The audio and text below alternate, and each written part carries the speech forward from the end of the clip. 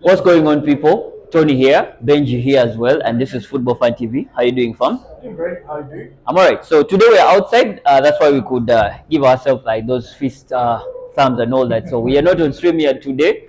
We are so out. We are at Extras Corps Media in town, Nyumba Kuwa in Kampala. Yeah, so Extra Sports Media provides with the best photography, videography services for your events. You're gonna do a podcast like we're doing right now. Also ads. Yeah, also if you want to do ads, these guys have what you need. And yeah, please check it out. Check it out on Instagram and Yeah, we'll also share a link to them in our description, and always you can tap on the link in the description and make sure you reach out to Extra Scopes Media and get a service that you would want. So Benji, lots of footballing events over the weekend, yeah. transfer movements, activities. Also, we've had ESPN rating players according to the positions, a lot more, and we're going to be talking about that in the pod today. So where do we start? I think we should start from Mason Mount, because he completed his move to Manchester United and he has been unveiled as the new number 7. So they said this is the biggest downgrade in football. I don't know if you agree, but yeah, from Ronaldo to Mason Mount, Beckham as well to Mason Mount. Yeah. So I really don't know whether he deserves that was number. number 7. Yeah, Cavani was number 7 for the season until Ronaldo came back. Yeah. So I don't know whether he really is going to live up to that number 7. But well, you never know. Before I continue laughing, let's set the fact. Yeah. Yeah. Mason Mount, it's gonna be hard to see him outside of the blue of Chelsea. Like we all know him as a Chelsea kid. Yeah. Born and bred from the academy. It's kind of like when Grealish left Aston Villa. Yeah. So since he joined Chelsea, he has had impressive stats: the most assists, the most chances created, the most goals for Chelsea. While he's there, Yeah. and he's played the most minutes, so he's a very reliable player. Yeah. Few injuries here and there. So in terms of watching the number 7 shot on the TV, we're going to see a lot of it. That's guaranteed. But in terms of what he will be bringing out, I have serious doubts, honestly, because I mean, this reminds me of Mariano Diaz getting number 7 immediately after Ronaldo had left Madrid. Yeah. And yet they couldn't recognize it. Perfect time for him to leave. Zidane had just gone out. They just won 3 in a row Champions League. So I felt like that was the perfect time for him to move on. But Madrid was pissed. I guess it's the same thing happening right now with Manu. Why always Ronaldo? I feel like this Balotelli said this years ago. Man, Why always Ronaldo? you remember Valencia? The first season he checked in as a winger, they gave him the number 7, but he Yeah. didn't live up to it. Yeah. He had to downgrade back to his 25, That's and 3.8 to 25. had to multiply it and or maybe do some addition and make it number 5. Anyway, Mason Mount has completed his move to Manchester United. The next thing they're looking at is Onana. Their negotiations with Inter Milan, they went with the first bid and it was rejected. So Fabrizio says they are still in talks. Maybe it would happen. I think it's going to be a good move for them. The guy is no longer working for money, honestly. Yeah. And right now, people are working with modern goalkeepers who can use their feet. They can play from the back, but the guy is not kind of that goalkeeper anymore. Yeah. He's good when it comes to the saves and all that, but the other way around, how the team is supposed to play, I think it doesn't suit Ten Hag's philosophy. Yeah. So- Yeah, Hugo, those guys are brilliant goalkeepers, but therefore, nothing which you can do that. So, they should stay. They're not up to modern Yeah, standards. that's Also, Chelsea is working hard, actually, publicly or behind closed doors to sign Caicedo. They said they agreed terms already with the player, but it's cracking that deal with Brighton. Brighton is not easy to negotiate with normally. Yeah, definitely. With all the money that Chelsea has right now, any rumor, just believe. Because they showed us even last season, Modric, 2 days as it was, the guy already had the jersey and all that, and they scooped him. So, with all the money they've already made by selling off the entire midfield, and that front line, and even in the back, I mean, there are like only 3 players left in the Champions League winning team. So, I see the move happening because they have the money, and Brighton is definitely going to push them to the 70s. And They 80s. want 85 mils. I think by the time Rice is being 100 plus 5, I think No, but see the difference is Rice is British. Yeah? Let's not forget this. British is white. It's rare to see a black player, especially an African player, go for that money. Caicedo is not African, but look at Onana. Onana's fee is going to be dictated not by what he can do, but because he's African, because he's black. He Yeah. cannot go for as much as, let's say, Ederson came for 50 something, right? yeah. He cannot go for as much as Alisson. He cannot go for as much as, who's this guy? Kepa 86 mils. Exactly. So you see, like what I was saying in the previous sport, I was telling you I would rather have Caicedo than Rice Yeah, one definitely. is going to be cheaper, and also depends how Arsenal wants to use Rice. If they want to use Rice in the number 6, they would have gotten Caicedo. That was my honest opinion. But Big one to Manchester City. What's happening in your camp? What's happening with Manchester City? Are you paying 100 mils for a defender? Nothing. Oh yeah, almost. Yeah, got you. The word is right now he's already packed up. He's sitting on his suitcases waiting for the two teams to agree. But yeah, I'm really excited about him coming through. Besides that, we're looking to beef up our winger. There's a teenager we're trying to get from Atletico Madrid. Nothing concrete so far. Then there's another kid we're trying to get from 19. 19. How about Vega? I thought you guys were in for Vega after, you were sniffing around, right? Where are you guys going in for? Vega, not Spanish? Well, first of all, let me first correct you. I don't think we're sniffing around for mathematical. Truth is, like you said, I think it was a tactic between Guardiola and Arteta to get the moves done. I don't think Guardiola was ever interested in right that much. We know this for a fact. Once he likes someone, he usually gets them. So, yeah, just to put that aside. Anyway, I sound defensive, but yeah, I'd rather be for my team. What the Spanish kid? Nothing yet. No talks in between the two camps so far. Okay. Then Fernando is staying. Bernardo, it's complicated. The player has just gotten married over the weekend. He had a very nice wedding with his wife, who I even sang for her. It was nice to see Cancelo and the other Portuguese player show up. Mahrez was there. Walker attended, so it was really nice. I think his mind right now is in the honeymoon, but also a lot of rumors between PSG and him. Apparently, he's ready to pack up and leave, but Guardiola is not having it. For my sake, I hope he stays. Cancelo with next. Alton is moving. You can't put on earphones when the coach is talking and you expect to stay. So yeah. Meanwhile, Liverpool signed Soboslai. I think that's the right pronunciation. Well done. Well done. He's taking on the number 8 charts.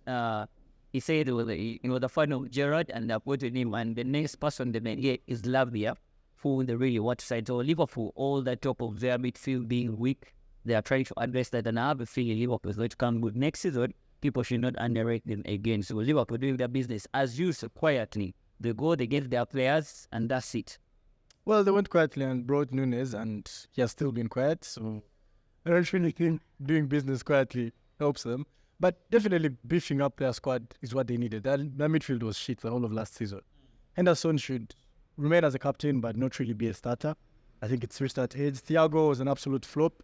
People don't say it, but he's been a flop at Liverpool. No, Thiago. Thiago Alcantara. But he says he wants to stay. He's a very wise player, so maybe he just wants to stick around in Europe. But they're not even in Europe. They're going to play Europa. I feel like he needs to move on. It's the time to move on. Milner finally moved on to Brighton, which is good for Brighton. Brighton is also doing business quietly. They signed Dawood and they signed a goalkeeper. I think, those guys, they normally sign players that are not the Yeah. they come. They have the best scouting network in the league. Let's admit that. Yeah. And then Team Winjai, Mani wanted him. He's undergoing a medical from the sample body release at Bayern Munich. They have missed him, and I don't know which other defender Manchester United is going to go for. Hey, our brothers in red. I think they're going to stay the way they are, to be honest. I don't see many defenders coming cheap lately.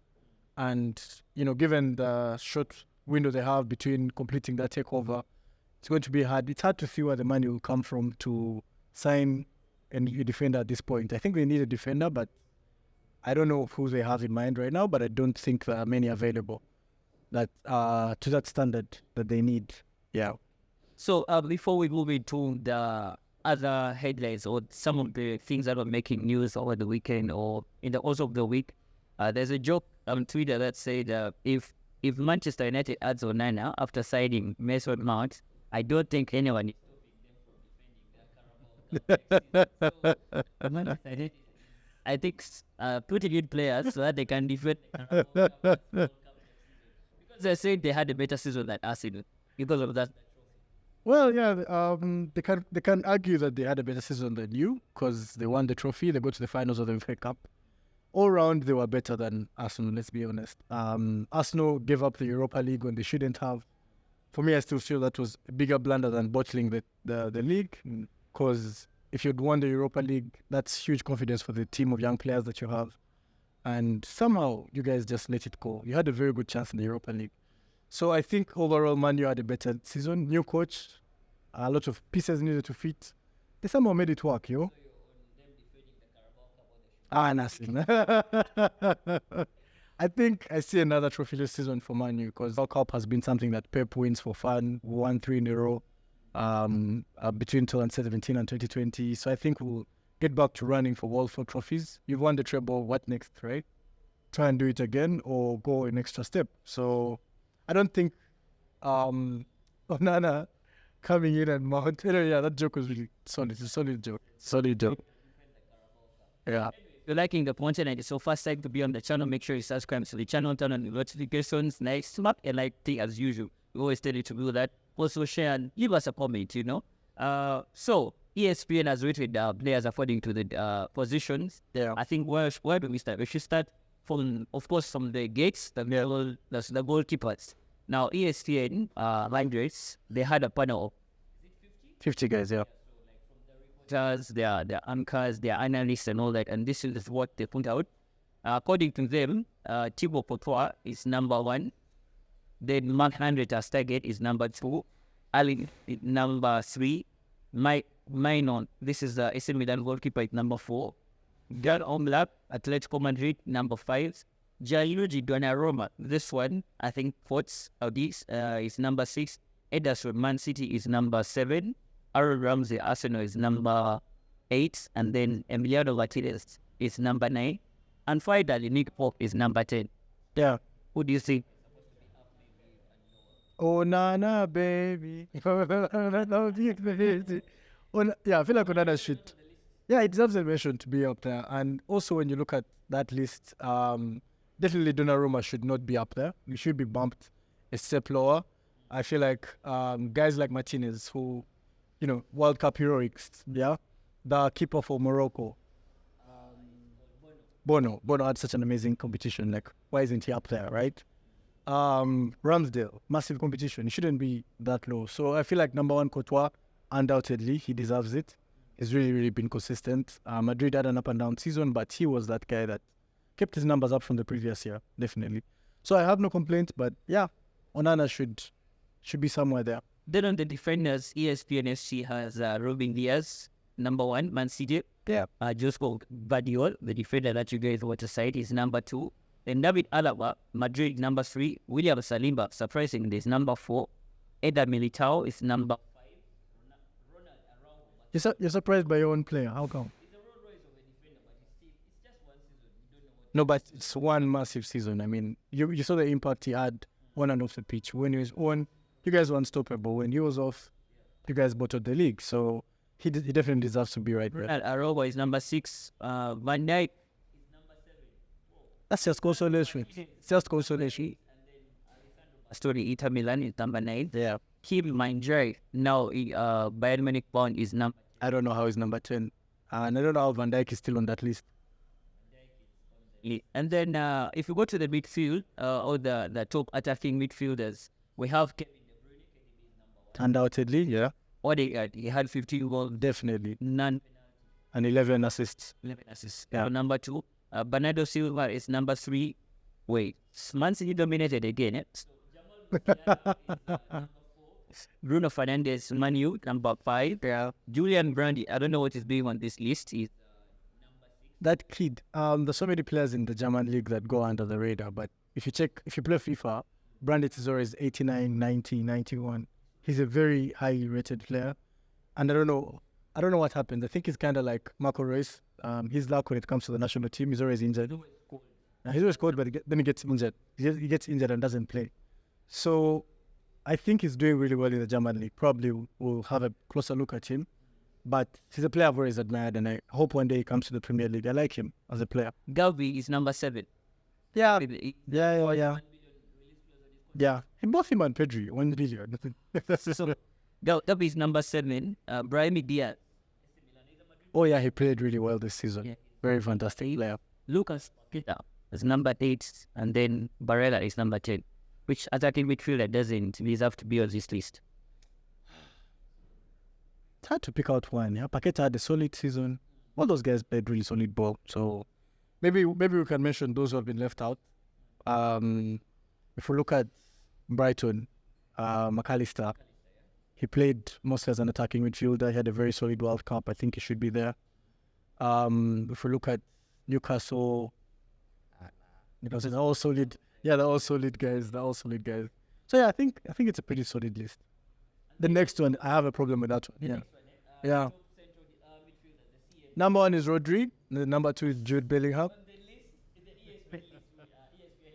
Jude Bellingham. Nothing. At least I don't know why you're denying Bellingham the chance. If after the pod we'll go back behind the scenes, we'll ask the guys in the room who they choose, and trust me, we'll put up these results during the pod, and you'll notice that Rodri is an overwhelming favorite. So we have Bellingham number 1, Rodri Man City number 2, Pedri Barcelona number 3, ASK Gundogan number 4. Yeah, That's right. yeah. Look at Modric. He's still in the list. That guy is timeless. Casemiro, Manchester United. Yeah, huge impact. Unless Oh, he's on that one. Okay, 7. Joshua Kimmich, Bayern Munich number 8. massive. Deserves it. I think it's supposed to be a little bit out. Yeah. Then Frankie de Jong. I don't like the guy. And I see those rumors that have bring him to Man City. They really pissed me off. The one that makes me happy, Bruno Gimmi. Yeah. Indeed, he should have been maybe number 8 or that. Yes. Definitely has. I would give him that list. Okay, you have a problem with him because Rodri is number 2, but No, I don't think it's fair at all. Jude Bellingham is an up-and-coming player. Let's not forget that. Let's not say he's now a solid, just because he's signed for Madrid. He's not tested and proven. He has not done anything for the national team in terms of winning something. He has not won the Champions League. Rodri finally won the Champions League. I mean, he scored the Champions League winning goal. Arguably, the second. Exactly. Massive goals. If you watch this video of highlights of the anyway, let me not. And he also won the Nations League with Spain. So, come on. Treble winners. they would really have that. So, and then now we have the top left backs. Alfonso Davies is number 1. Would you argue with that? Nothing. So there's number 1. Theo Hernandez, actually, this is tight. Yeah. Theo Hernandez is here. Weird is in Chefo is on this list and his number. I was shocked. So Andrew Robertson is here. Yeah. Consistent. Very consistent. AK at the end, Yeah. 5, and then Luke Shaw, Manchester United. He turned up this season, so yeah. Estupinian is the one I'm happy to see. I was going to be pissed if he wasn't there. Yeah. Estupinian is number 7. Then Alejandro Balde, like Barcelona, Yeah. it's really promising. And then Rafael Barrera, he has no injury, In Bayern Munich. so good. And the opinion that, and also Spinazzola is a right-footed player, but he plays on that. Another very overrated player. There's so much promise when he had just come out. Everyone Chelsea bought him for a lot of money, and then they sold him the next season. He's not achieved his potential. I don't know if there's any coach in the world that can revive him, but because of his two-footed nature, it's just like Dembele, Ousmane Dembele. We had a lot of promise in the guy, but it's good to see him still on making some lists. Yeah, so before we go to the forwards, we have the wingers. Wingers, the top 10 wingers according to ESPN. It's dominated by Man City. Spoiler alert. Yeah, so number 1 on the list is Starboy Bukayo Saka. I think. Yeah, no, I don't argue. In that number, yeah, this season, yeah. It's Kipcha Kvaratskhelia. Napoli, he's number 2. Man, big ups. You pronounce those names, eh? Why? Wow. Is that the Grealish is number 3? Yeah. Ousmane Dembele is number 4. Gabriel Martinelli, nice, is on the one. Wait. Dembele is number 4. Dembele is number 4, then Gabriel Martinelli number 5. How is Dembele number 4? Why? Bullshit. Yeah, right? We'll remove him and bring our own. Martinelli number 5. Yeah. Harris number 6. Kingsley Coman, Bayern Munich number 7. Yeah. Rodrigo number 8. Phil Foden, Man City. Yeah. Number 9, and then Musa. So let me bring my number 4 when I remove Dembele. My favorite Man City player, Leroy Sané. Former Man City player, Leroy Sané. Sané has had... Yeah, but he has had a very solid season for Bayern. He's consistent with his goals and his assists. And he's also playing a huge role in the national team rebuild.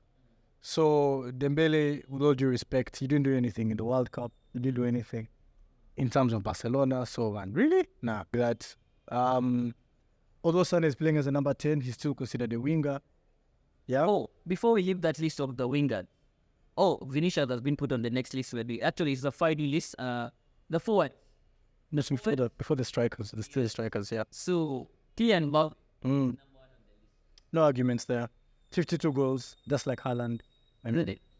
Wait, and is that before we even go? Haaland is even No, that is wingers on the other side.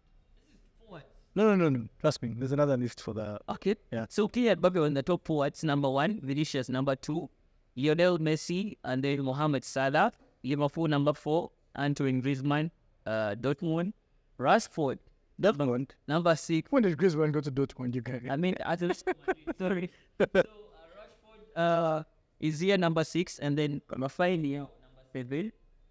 How is Rashford ahead of Leao? British player.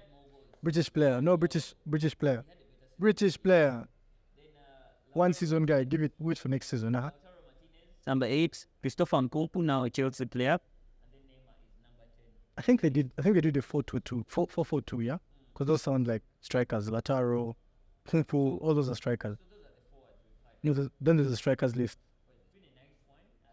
The like tip, like I said earlier on, if you like the content, so make sure you smash the like team, share, turn on the notification after subscribing for the first time, and we're not ending the stream today because The days are far from us. the streaming, I know that's a bit It's good. It feels like the pandemic is over. It feels like, back in 2021 after the lockdown, yeah, because, man, finally, we've been able to. yeah, we'll be here. 100 on that thing. So make sure you check out the other pod we'll be putting out while we'll be rating the new season skits, the jazzes, the team, the one will be up. Before we move on, man, how are you coping without football? How are your weekends like without football? I'm struggling to adjust. The other side of life, I know this, I go to the other nightlife and Yeah. so basically we all see, but so that there's no football player. There's no option. You just look at the transfers, you always checking, especially that Fabrizio has the here we go for your clown. Well, that's the thing that's keeping us moving for now. But yeah, players are back in training this week. Probably the ones who had international break will be joining them over the weekend. And football is going to be back in a blink of an eye. Yeah, and also the ladies will have their World Cup next month. This month, actually, like 2 weeks from now. I'm excited for the World Cup. I think we had a separate pod about that for the ladies World Cup. Also, during weekends, I'm lucky to volunteer as a coach in Kamocha, in the slums with kids, with an organization called All Stars in Africa, Uganda. We're running shoe donations. We're receiving shoes from guys between now and September. So if you have a new pair of shoes or an old pair of shoes that you feel you're ready to give out, please reach out to us, and we'll be able to, get this to the kids that deserve them. We're Christian discipleship organization. So we do basketball, netball, and football. So yeah, during the weekends, I'm lucky to be a soccer coach in my other life. So yeah. Shout out extras for hosting us. And if you feel you can do ones, you can always come. The link is in the description of how you can reach some extras, and then you can come through. Be your coach. So we do some photography, videography. They're awesome eyes as well. You can come through. So Yeah, the events photography is massive, you guys. It's crazy. I think we'll see you on the next one. So cheers, man. All right, so.